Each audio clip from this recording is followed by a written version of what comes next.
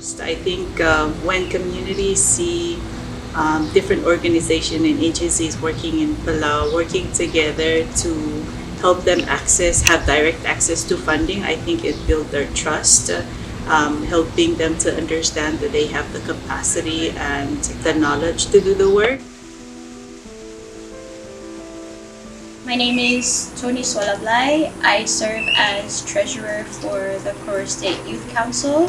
Our program aims to rehabilitate the Ngesaol watershed, and that is a critical water source that's been affected by flooding, soil erosion, and poor drainage, really.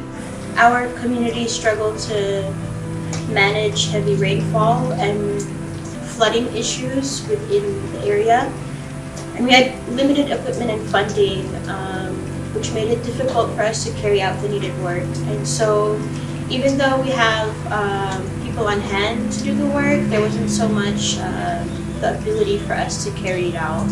And this really calls out to the effects of climate change, the impacts of climate change in Palau.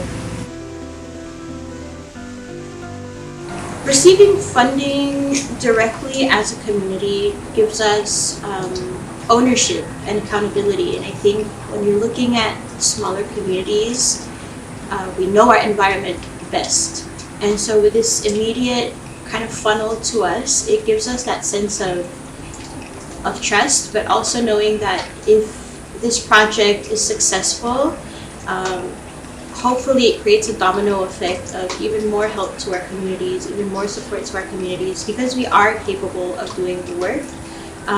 We would just need more funding sources like this that are immediately helpful. This partnership through C-CAF, GCCM, and the government of Palau, especially coming from a youth member and a youth representative from Koror State, we can really see that collective action, especially when it's fast acting, is beneficial to everybody involved. And it really shows that community-led adaptation action is really where it's at. And so we've looked at these much needed improvements. We've looked at issues within the community that are related to climate change and with the environment. But knowing that we have that kind of support boosts morale, but it's also really great for future projects, hopefully, that can kind of help us continue the great work. Direct community funding allows us to streamline the decision-making and procurement. We have immediate control, or particularly the community has immediate control over the schedule, enabling them to hire and make purchases when prices are favorable and adapt swiftly to on-the-ground challenges. Through this C-CAF model, we are empowering local voices, respecting traditional knowledge, and investing a place-based solution that can be adapted to other vulnerable island communities.